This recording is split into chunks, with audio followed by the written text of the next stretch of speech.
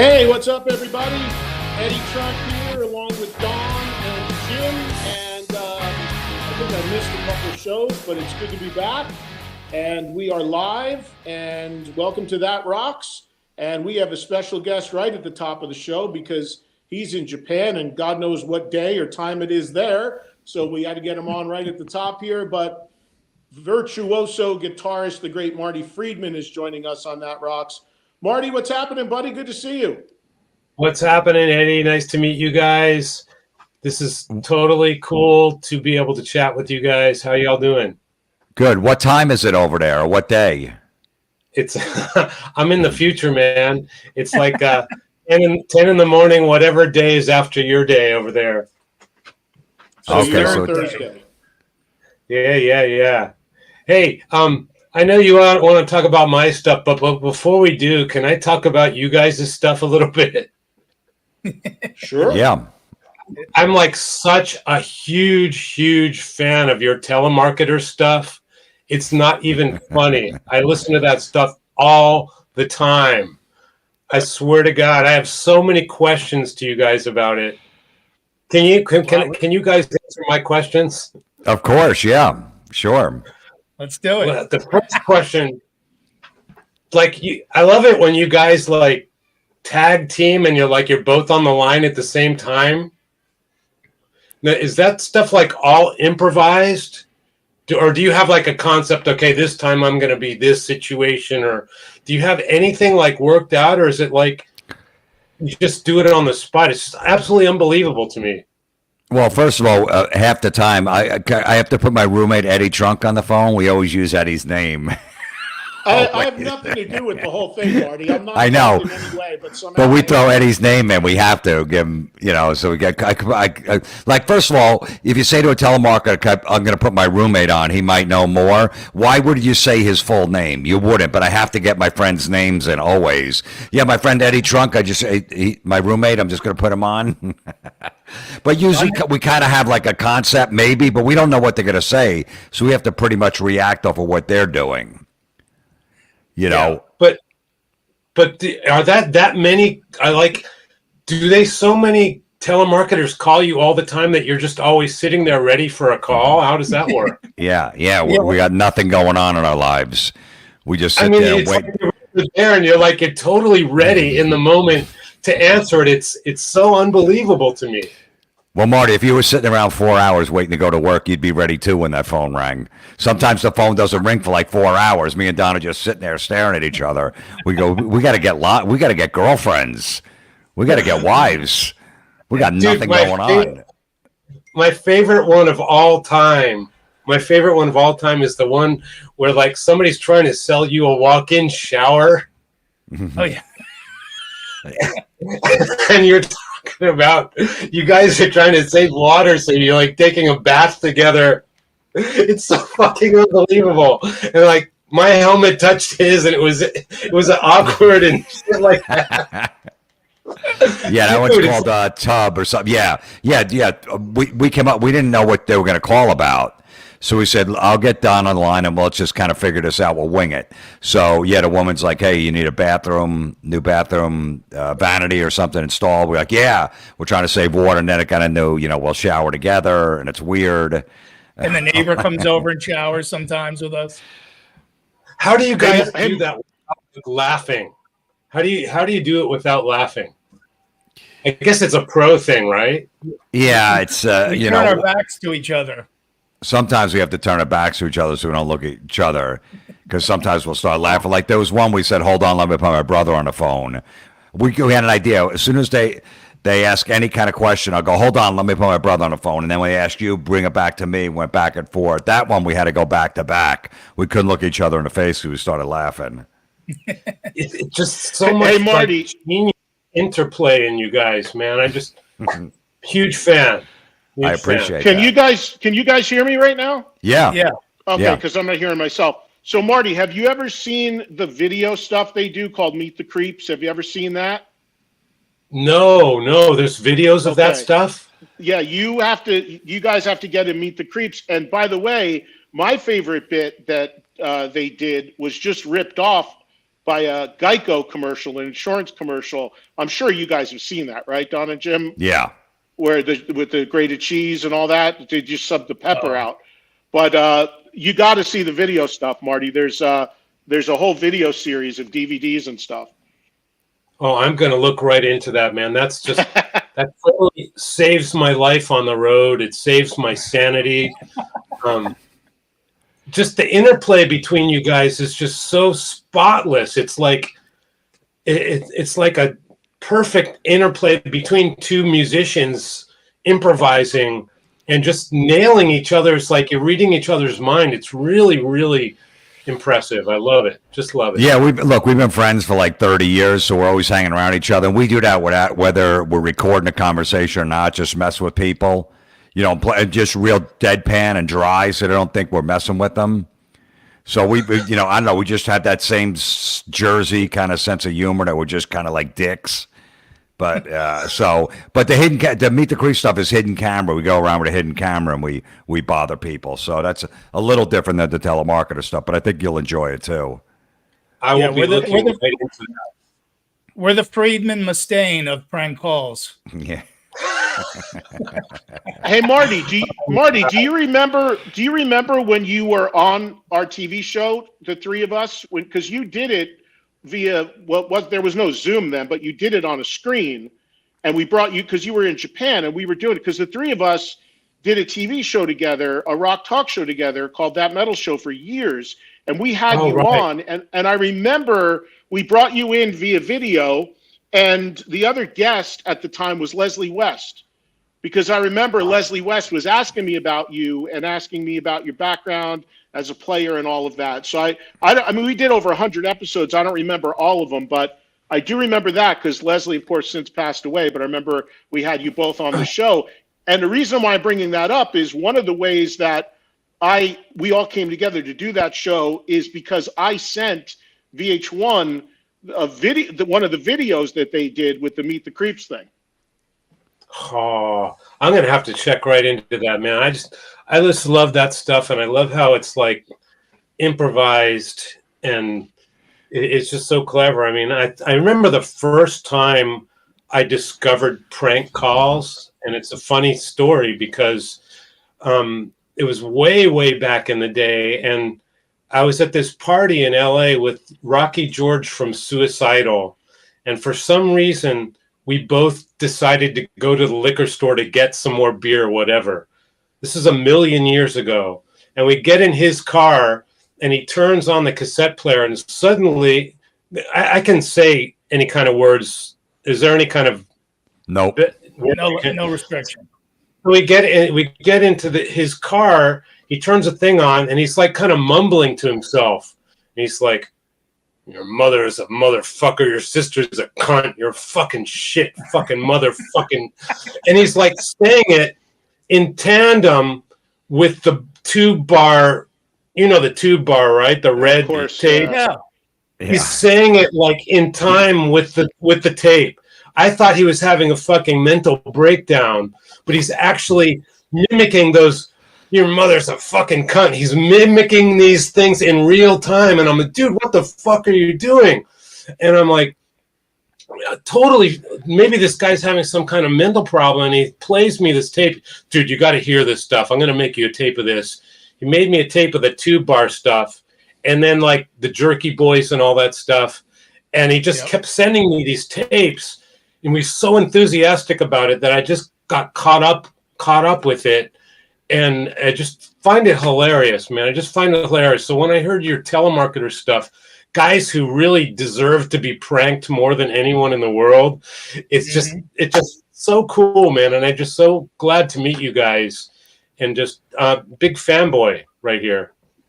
We appreciate that, man. Yeah, likewise. And so Marty, for our next album, don't be surprised if the first call comes on and Jim says, "Hold on, let me put my roommate Marty Friedman on the phone." Dude, I will be honored. I heard you do Danko Jones on there before, and I will be honored. I will be honored if you do that. Good, take the heat off of everybody else a little bit. Let Marty take the bullets. Yeah, I mean it's like pure prose because when I'm listening to this stuff, it's like, how can you say you're on the phone? It's like, I'm sorry, I'm taking a dump. How can you say that without cracking up? I mean, that must be like what professional comedians are like. They can do that. But us normal people, I couldn't say that without fucking dying laughing. So it's just so, it's such a gold. It's a treasure trove of gold stuff, man. Eddie's been around us long enough. He knows that we don't break character. We're constantly busting balls. We used to go to L.A. to film that metal show. We get off the plane, and you know those guys like the limo drivers holding a sign that would say Friedman, and you go over to him, and he's your driver.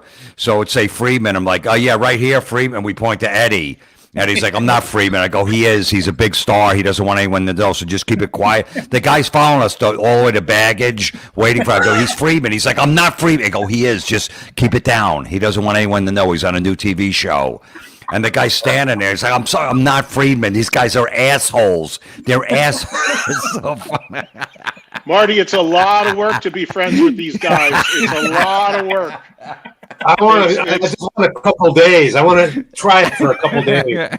Yeah, you get tired of it quick. Trust me. You really would. It wears off real quick. Oh my God! And then they start farting on you, and it's just one thing after another. It's just crazy. Man. I need some of that in my life, man. We're a bunch of guys in our late 50s who are like children still. It's ridiculous. It really is. Anyway, man. No, it doesn't. So, with the time we have with you, let's discuss what's going on with you a little bit. Yeah, I'm good now. We can let Marty go. I'm tired of talking about myself all the time. Go ahead. But you've made a very concerted effort in the last few years to work more in America. It seems like ever since relocating to Japan, I've seen you live a couple times. Phenomenal shows. You've toured here a number of times. You did I think you did a support run recently. I don't know if you were with Queensryche or what it was, but you've been over here quite a bit. You've made some great records. So, how did it come to be that you decided to focus on your roots back here in America a little bit more in recent years? Well, yeah, there was a point like in the mid 2010s, like 2014 or 15, where I was just so incredibly busy in Japan that I'd completely thrown away the idea of ever caring about playing anywhere else, because I was completely content. I had more work than I was turning down, more work than I could even imagine. And then I got a call from someone at back then at Prosthetic Records, and they said, look, metal's becoming more popular again. A lot of these younger guys are mentioning you as an influence, and a lot of their fans don't know who they are. They just hear your name and they're like, you're some dude who fucked off and went to Japan. And that a lot of their young idols are like mentioning. And so there's kind of a focus on you now. So if you were to like release something in America now, a lot of ears would be on it. And I kind of took that to heart, and I released an album called Inferno, which was probably my heaviest album at the time. And it got wonderful, wonderful response. Rolling Stone, Grammy.com, all the places that normally wouldn't give me the time of day. And then I just started coming back to America every year, and all the other territories, South America, Europe, and Australia, and all that. And so I decided that I'm going to spread myself a little bit thinner and play everywhere. And it's just been a wonderful experience. And I continue to do much more. And my new record is worldwide. I'm going to tour worldwide for it. And it just kind of all started then. I pretty much gave up on it because I was completely happy here in Japan. Still am, but just watching the response from other places is really kind of giving me a new lease on life elsewhere too.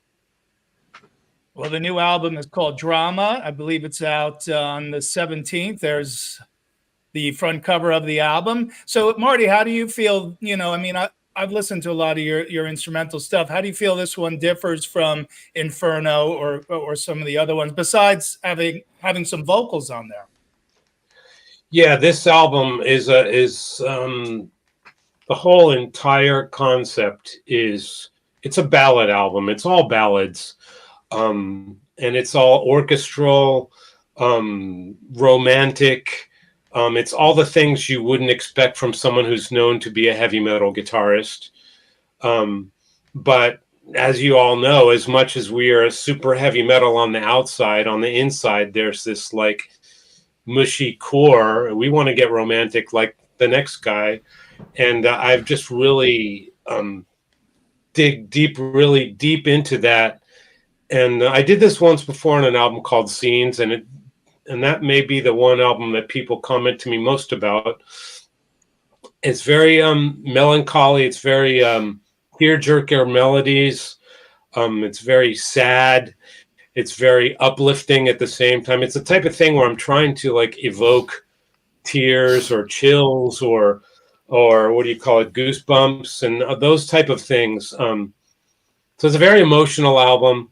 It's not a heavy metal album. There's one song that's sort of heavy metal, and the only reason that's even there is to make all the ballads sound more balladish.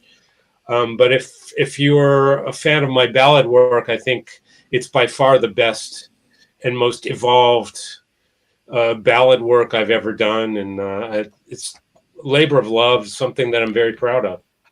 Is it because you put out the one a few albums ago you said were mostly ballads that you got a lot of good feedback on, you decided to do it again? Well, that was a long time ago, and I don't really want to be nostalgic and repeat something I've done before, but I do take people's opinions in my mind. They're always in there, and I always know that people say, when are you going to do another album like Scenes? When are you going to do another album like Scenes? It's like, well, I'm not going to be a nostalgic act and repeat something I've done, but I can do a very much evolved version of that with all of the life experiences and knowledge and skill and all that other stuff that I've accumulated since then. And so I think if you did like the Scenes album, I would assume that you would really, really like this one, because it's just a much, much better version of that, in my opinion. I just love it, and I'm so happy with it. It really wouldn't bother me if no one else liked it, because I'm so pleased with it myself. Well, that's the thing. I mean, any artist will tell you that you got to love what you're doing first and foremost, and that's True. really the key. You also, it was recently announced that you've written an autobiography that's coming out a little later on this year. Why now was the right time for you to tell your story? Because even from a fan perspective, you've been a pretty private guy outside of obviously your music and the stuff that's public. But tell me what you wanted to accomplish with this book and why now was the right time to do it.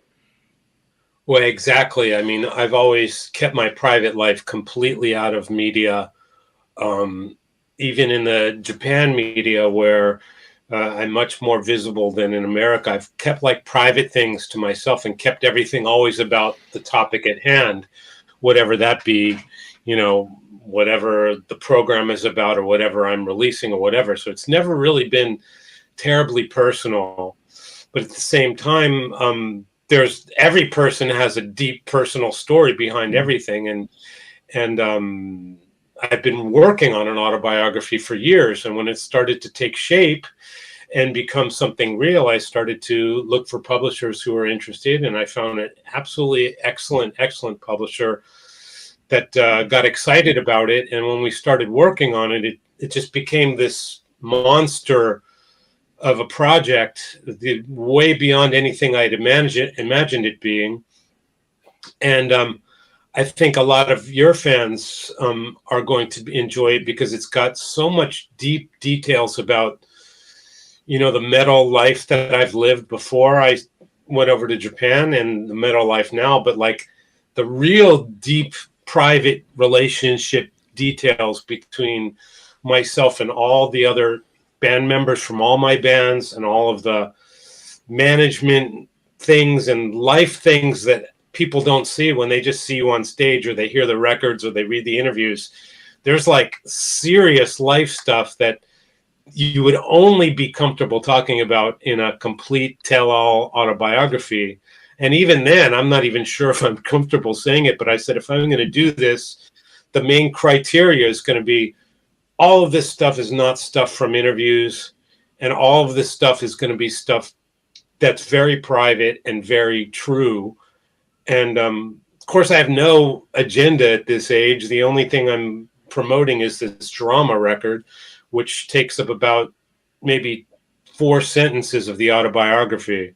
So the whole thing is just very deep and detailed into things that I think that no one really knows, because maybe I haven't really been that vocal about in the past. Yeah, and you could do the audiobook in English and Japanese all on your own, I guess. I could. I'm just so not into the idea of doing that. I dread the day when they say, okay, we want you to do the audiobook, because I listen to these books and it just seems like a ton of work. It seems like I've done voiceover stuff. I've done voiceover stuff for a lot of TV shows in Japan, and just 1 half-hour show takes friggin' forever. So I'm just thinking an entire book of, I think it's like 150,000 words, just dreading that. So I'm hoping that like AI can clone my voice and do it for me, because I'm not looking forward to doing that work. Yeah, I put a book out. I think it was like 260 pages. It took me like 4 8-hour shifts and another 4 hours. So we're talking what, Really? 32 hours in a studio reading from the book. Brutal. 32 hours. Yeah. I did one chapter for somebody else's book that asked me to read it for him as like a guest.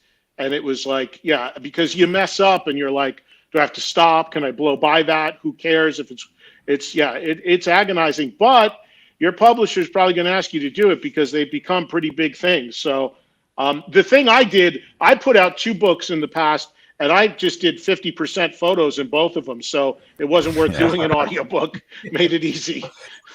Yeah, put a lot of pictures in your book, Marty. Yeah, there are a lot of pictures, but let me ask you a question about that. When you were doing the voiceover and you're reading it, and it's like, did you want to update things as you were going? Did you like think I could say this better or with a different expression, or was it like strict to the bone? How did you approach that? The book company wanted strict to the bone. There's other people I've known that they let them just riff, and it doesn't have to be word for word. They wanted mine word for word. If I messed up one word, I have to go back, start again, all that. So that's why it probably took me longer. But, you know, I'm sure your book company would be okay. Just say, look, I want to be casual with it. I'm not going to, you know, repeat every word in it. If I riff a little bit, it's going to be fine. So it should take you less time. Yeah, but you know what's cool? I've actually not listened to any audiobooks, but I hear from a lot of my listeners on my radio show that tell me how much they like them. And one of the things apparently that you can do, which would be great for your book, I'm sure, is that say you're talking about like a demo you made back in 1987 or something like that. If you have that demo, you can actually drop in like a 10-second clip of the song or whatever into the audiobook. So you can actually cut in, or whoever does it can cut in audio of things that you actually have the rights to and put it in there, which makes it pretty interesting. I've not heard that myself, but a lot of people have told me that a lot of books do that as far as like an added value thing. That's a sick idea, man. That's a great idea. That's a great idea. Jim and I could do a few chapters, and we could sneak some prank calls in there. Yeah. It becomes a whole different thing then. Yeah. You guys to riff on my book, I'm telling you right now. So Marty, are you going to tour for Drama in the U.S.? Yeah, I'm planning to tour everywhere for it. I just did some Asian festivals, and I'm doing a show in Tokyo, but probably do a European tour first and then do America. But all of that stuff is still in the working stage right now. So like, do check my social media for that. And I'm not going to make another record for a long time. So I'm going to be touring on this for quite some time. And so please check for that. I'm really looking forward to playing this stuff live, and the little experience that I have with playing this stuff live already right now, it's a new, wonderful, wonderful experience. I think people are going to dig it.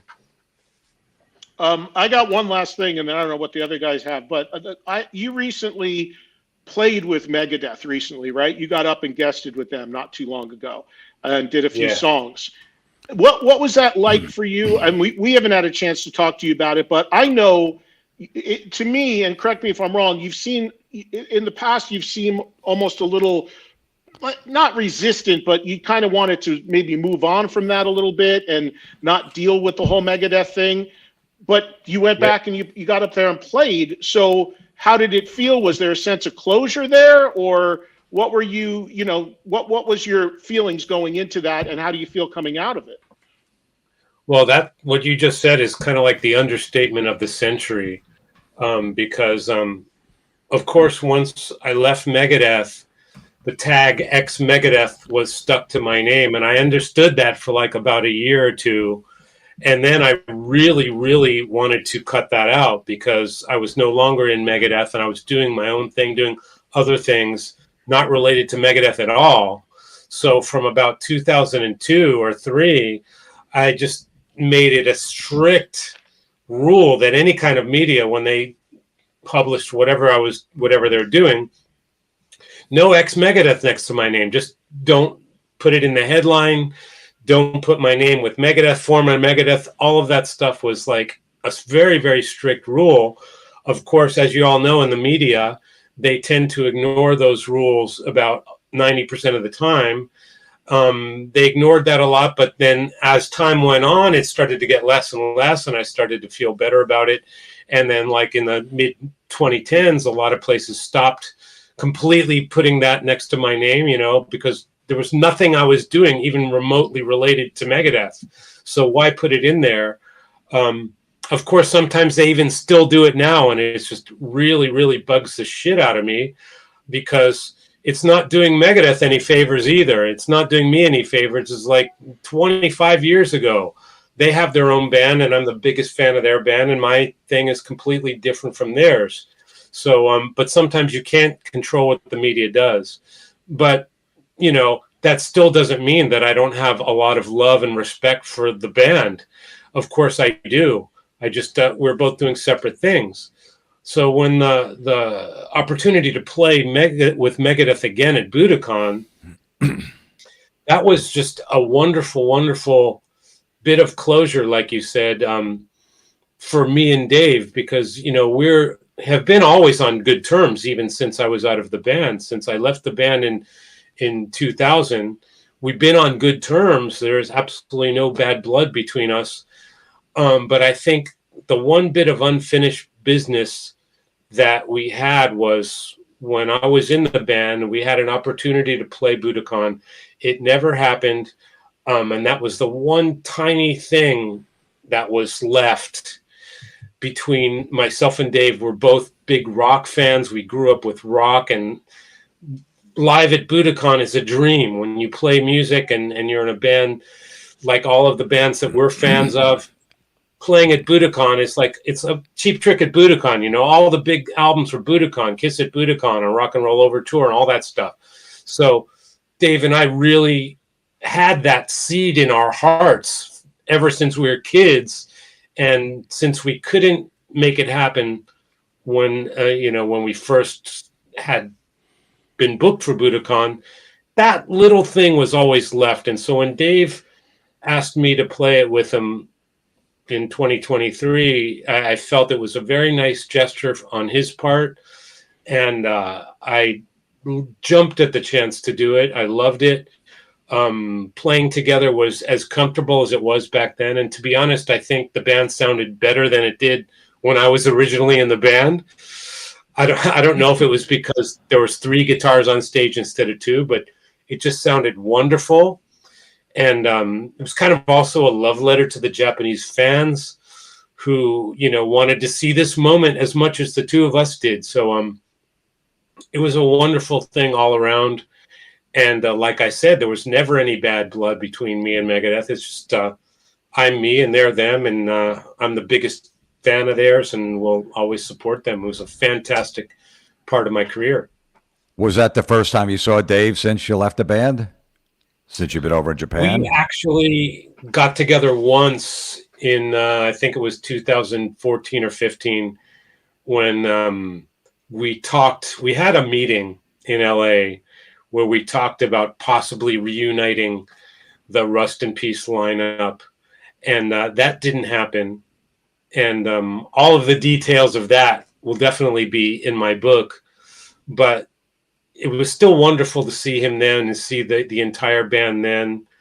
It just didn't materialize for several reasons, but yeah, we've been in touch sometimes, like by email, talking about certain things. But in person, I hadn't seen him in many years, and we hadn't played together since the last time I played with him in Megadeth. So it was wonderful to share the stage together. And he came on this little YouTube thing I do in Japan, and we had a really nice chat. And it was just nice to kind of be back in the band for like several hours. It was it's like being with an ex-girlfriend. You know what I mean? Yeah. What did you play? What songs? Well, you got me there. I know we played Tornado of Souls. We played once again at Wacken Open Air in Germany several months later, because we both happened to be on the bill at the same time.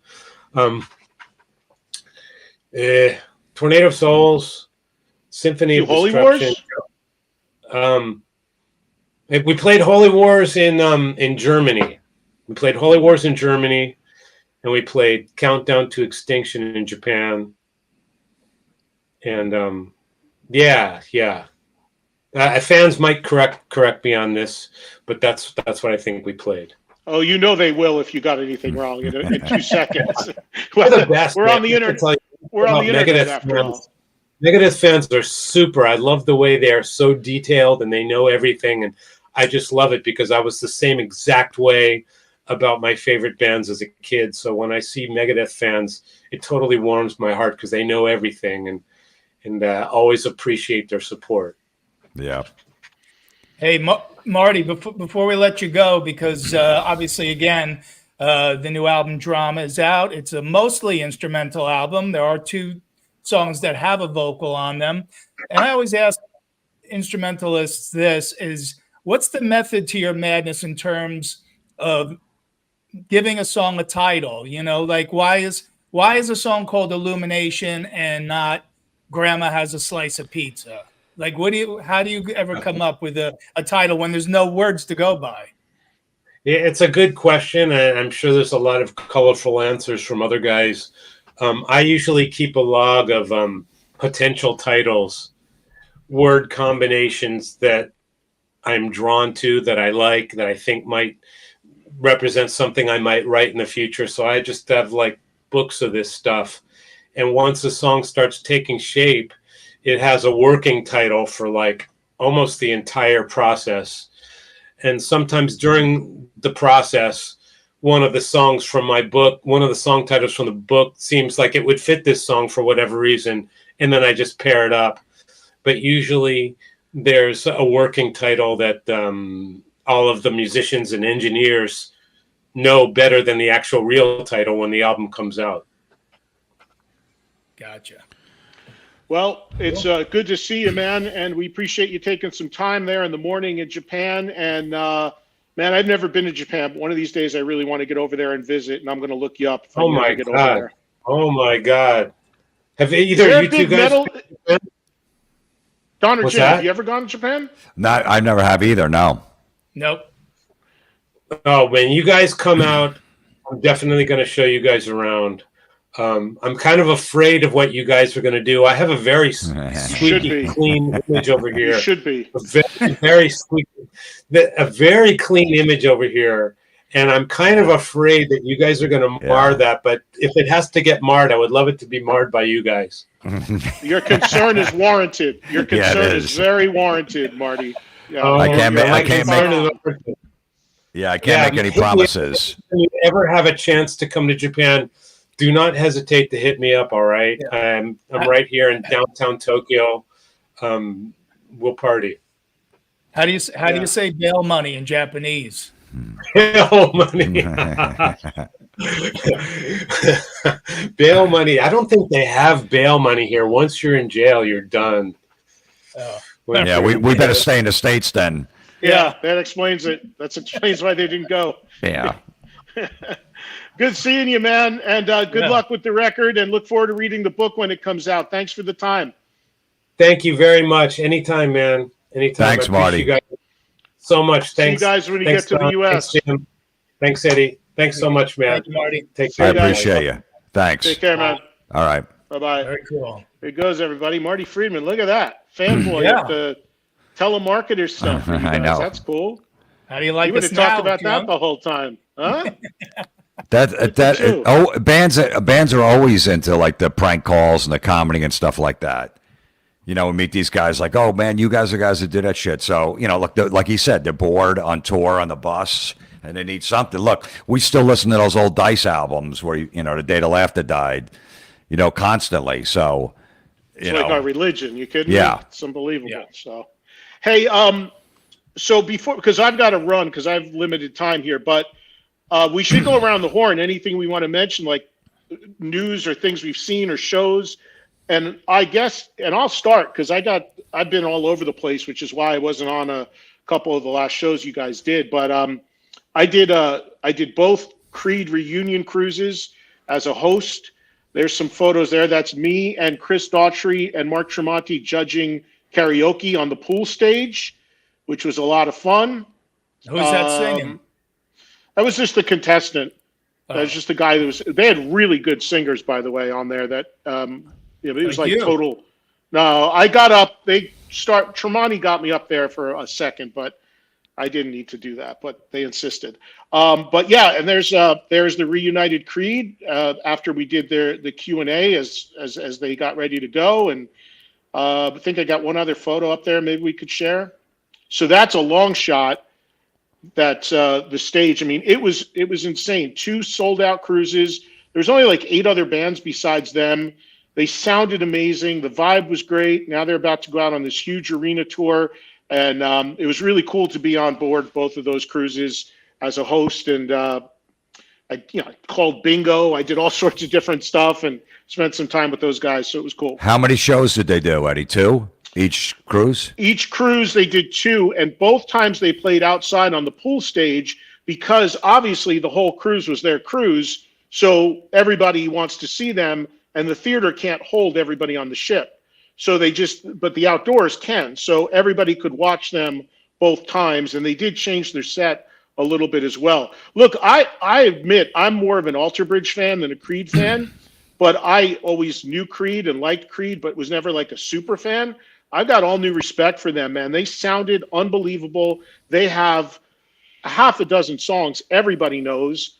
Mark Tremonti's guitar sound was massive, and Scott Stapp came in like a fighter in tip-top shape, man. He was in crazy physical shape, and he sang. Even Mark, after the first show, the first time they played on the first cruise, it was the first time they played in 12 years together. And Tremonti afterwards said to me, he's like, this is crazy. He's like, he didn't miss a note. He came in like, it was like perfect. So it was a lot of fun. And also I want to give a shout out to Fuel. Fuel is a band that I love. I absolutely love that band's records and their songs. And they were on both cruises, and they played 3 times on each one. And I loved hearing them do their thing. Our buddies Buck Cherry were on the cruises. Daughtry, 3 Doors Down, Jersey band Tonic, they were on. It was cool for me because it was a little left of center of the stuff I normally do. But I really, really enjoyed the whole experience. And Creed's stage show, they were telling me, and what they have coming up in the arenas is going to blow people's minds. So that was a lot of fun. And I'm in Vegas right now. Friday, Sammy Hagar is opening a bar restaurant here called Sammy's Island at the Palms, and he's going to play at it. So I'm here to help him launch that. And on Sunday, I go to LA, and the latest Dio Cancer Fund event is happening in Woodland Hills, new place, Warner Park, and it's free this year. And Quiet Riot's headlining. It starts at 11. I think Quiet Riot plays around 4. There's a 6 o'clock curfew. So if people want to come, it's totally free. However, there will be opportunities to make donations for the Cancer Fund. You know, me and Don were talking, I think last week or the last time we did the show, about Limp Bizkit too, coming back and, you know, selling out arenas again. I think Creed went away just enough time where they got that respect back and people are excited about seeing the band again. Look, the bottom line is this. Creed's second record has sold over 10 million copies. It's a diamond record. The one after it or the one before it is not far off. When you sell like millions and millions of records, that audience doesn't go away, man. There's, even if 10% of the people are like, oh yeah, I kind of liked them at one point, all of a sudden it clicks and it becomes your classic rock. And nothing grows interest more than going away. And it's amazing. So you're right, Jim. Limp Bizkit, Nickelback, Creed, all these bands that caught some shit for whatever reason, all of a sudden they're like hot shit again, which is pretty cool to see. But yeah, those guys, and if you think about it, they've got the best of both worlds right now because they can do Alter Bridge one year, they can do Creed one year, they won't burn out either band's songs. And Mark Tremonti also has his own thing, Tremonti, and the Sinatra thing that he's doing. So he's got 4 projects that he can just rotate, stay on the road forever, but not burn out and overplay. Yep. Yeah. Don, you went to some Viking metal recently, right? I had a great weekend of Saxons and Vikings back to back. Yes, it's Saxon. I drove all the way up to Peekskill, New York, because I couldn't catch any of the shows local to us here in Jersey because I was away. But like we say about these singers getting now into their 70s, and we said it about Glenn Hughes on the cruise. It's not even that he's like a guy like Glenn still has it. He's 73, and I think he's actually still getting better, which sounds insane, but I think it's true. And I'm going to say the same about my friend Biff Byford. He's 73, and I've never heard his voice sound better. He's singing effortlessly. This is, of course, Amon Amarth, which was the night before in New Jersey at the Wellmont. Oh, that's a cool stage. Wow. That's a small part of it, Jim. I mean, there's a giant dragon, and it's a whole stage production with Vikings and sword fighting, and they blew the roof off that place. I mean, both of those shows are 2 of my favorite shows of the year so far. But yeah, man, they spare no expense. The production is huge on the Amon Amarth tour, and I took our friend Lou Pellegrino there. And there's me and Richard Christie making a surprise appearance there. Nice. In the middle with there's Terry Butler from the band Obituary, who are also on the bill with Amon Amarth. And we drank beer out of goat horns and, did all kinds of fun Viking stuff. I got my Amon Amarth hockey jersey on, and I had my Saxon hockey jersey on for the Saxon show. And they have a video together. Yeah, there we go. They have a video together from a song off of Amon Amarth's new album, and it's called Saxons and Vikings. And the video is unbelievable. If people haven't seen it, check it out on YouTube. It's by far the best video of the year. It's Saxon against Amon Amarth in like a dark forest in Norway. Nice. Yeah, amazing weekend of metal. Yeah, I haven't been to any shows, the summer, definitely. I got a whole bunch of them lined up. But I'm digging the new Sebastian Bach and the Kerry King, the songs that I've heard. I know that's coming out on Friday, the full record. I only heard the first 2, but the Sebastian record I like. It's really good. He just did an hour and change with me on my radio show. It's on the app if people haven't heard it, but it's really, really good. You know what he did, though? He said, I didn't realize this until I saw a video of him playing recently. He hurt his neck and his back from all the years of headbanging. And if you watch recent video of him on the road, he can't do it anymore. And he said it during the interview, and I didn't take it as any big deal. But when you watch him, you realize how much that motion is, and his, him running around and banging to the music is part of his performance. And he's trying so hard not to, because he really hurt himself. All these guys are getting older. He can still sing the stuff, but he's had to stop doing any sort of motion. And I didn't realize how much it was going to look odd until I saw a video of him at Rockville the other day. And I was like, wow, it really is odd to see him kind of be so stiff on stage in that way. But yeah, the record's really, really good. Yeah. Who does he have playing on it? He has a bunch of Steve Stevens does a lot of his stuff, right? Well, there's there's guests on it. Steve Stevens is on one song. John Five is on two. Orianthe's on one. But the core band for the record that played on most of it is Jeremy Colson is the drummer, who's played with him live, plays with Steve Vai. And the guitar player who also wrote most of the music is Devin Bronson. And then Todd Kearns plays bass on the record. So that's the core band on the album, but there's guest spots on it as well. Okay. And Sebastian actually wrote all the lyrics, which is something he's never done before on a record. So that was a big step for him as well. And look, let's address the elephant in the room, man. I mean, Skid Row needs a singer right now. The world is talking about it. Obviously, they're going to do these shows with Lizzie Hale, but that's not the full-time solution. And we just don't know what they're going to do. I've not talked to those guys. Sebastian said on my show he would be, of course, he wants to do it. He kept making reference to an email that he needs to send to those guys because something got misconstrued. But I told him, you better send it soon. You don't want to wait until they find someone else. But we don't know what they're thinking. They've not offered him the gig or anything like that again. But he's on the records and has been for a while wanting to do it. We just don't know if they're going to be open to it or not. All right. But it is a really good record.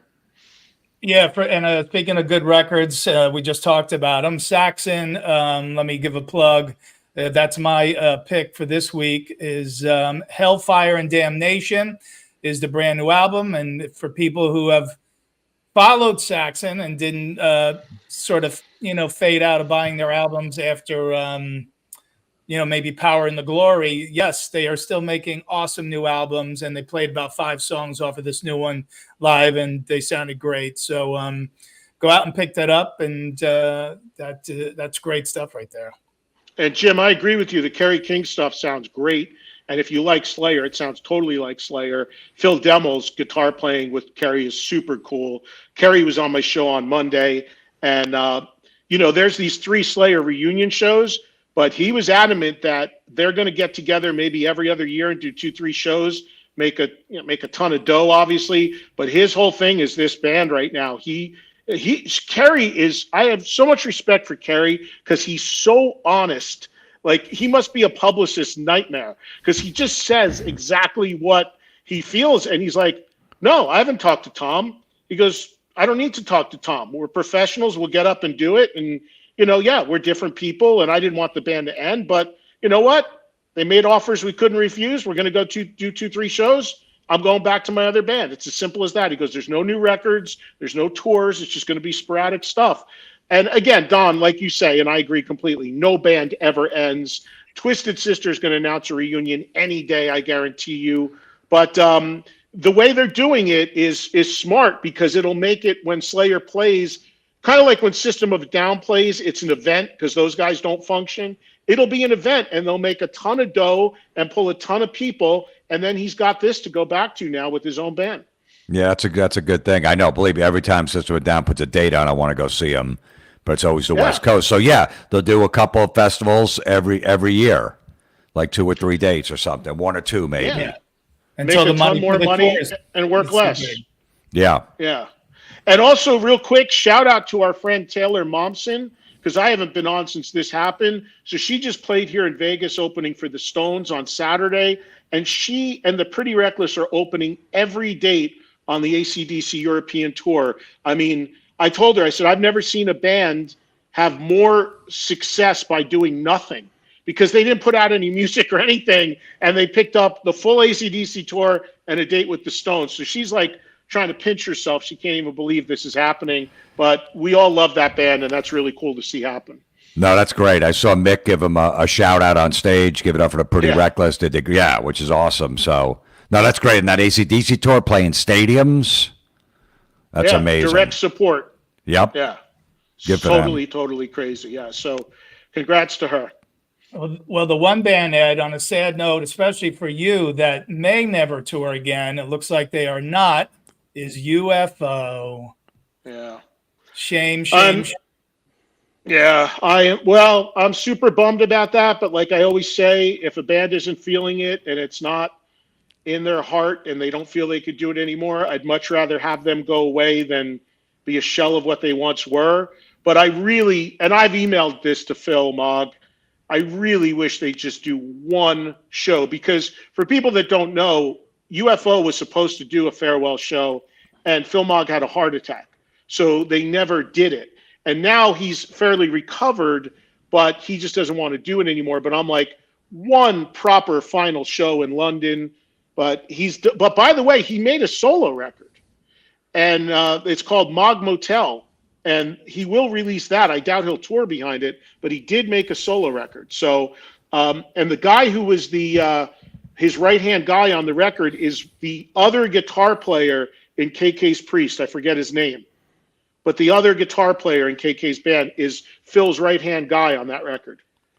Eddie, if they announce one show over in England, one final show, would you fly over? Anywhere in the world. Really? Anywhere in the world. Is there Is there anywhere off limits that you would not fly to?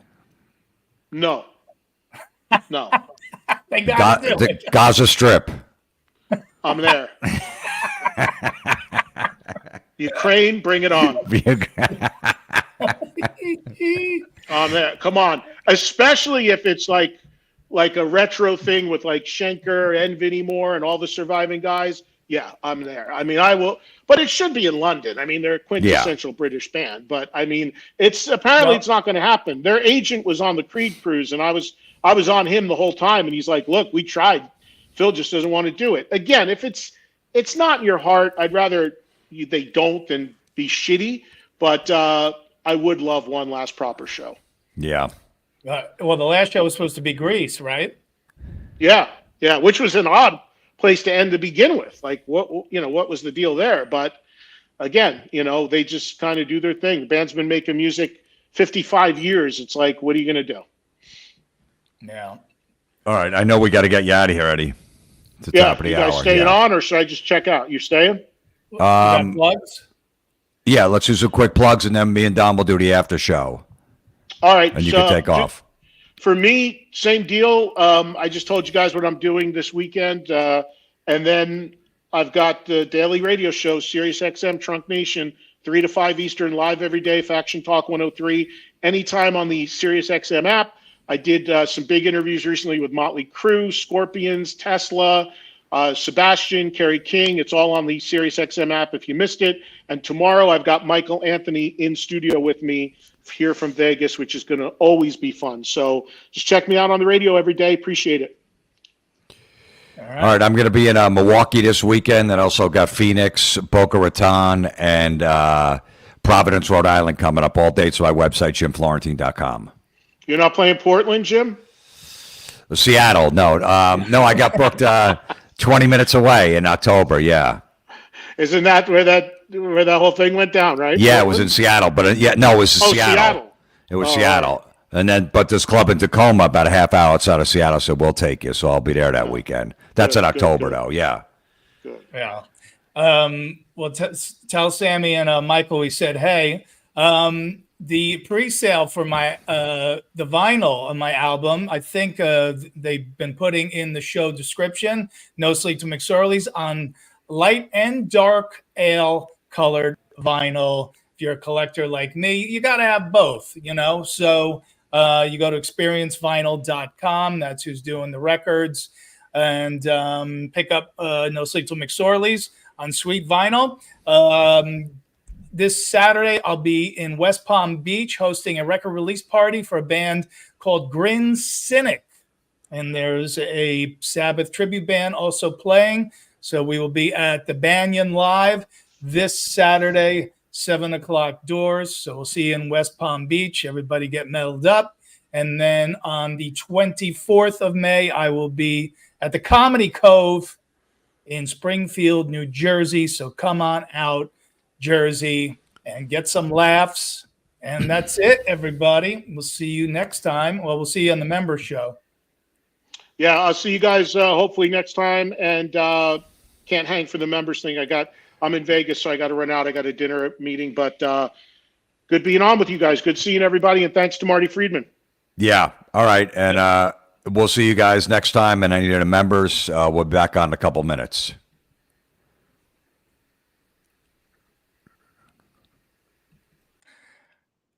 and Ian All right, became guys.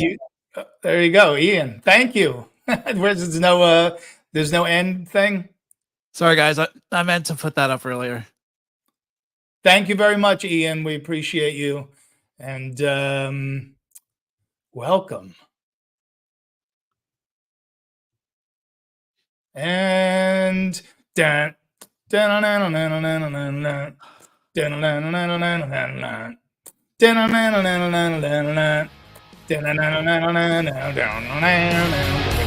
dun.